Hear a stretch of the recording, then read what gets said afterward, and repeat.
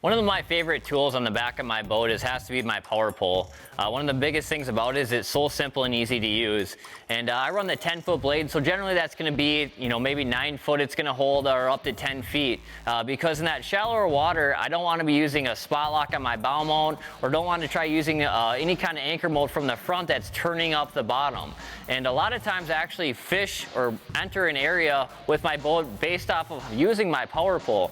A lot of times I'll come with my nose downwind when I'm casting out the front of my boat, and I'll use my foot pedal switches for my power pole to deploy it off the front. So that way when I either get a fish hooked up or I come up to the waypoint or the area that I want to fish more, I just simply drop the power pole down in the back. With the wind at the back of the boat already, it holds my boat facing one direction with only having one power pole. So not only can we use our power pole for an anchor, but we can also have accessories like the paddle. This paddle is almost like a drift sock, and it can really help slow the boat down in surging in those big waves. And especially when it comes in trolling situations like crawler harnesses when you want to go slower.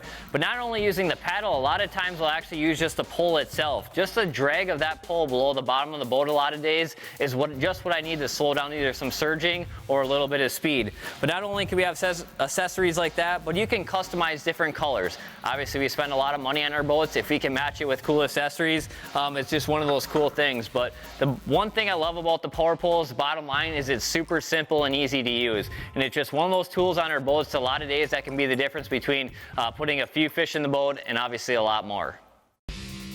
Thanks for watching. Hit the subscribe button and click on the bell to stay up to date with the latest tips and techniques to help you get the next bite.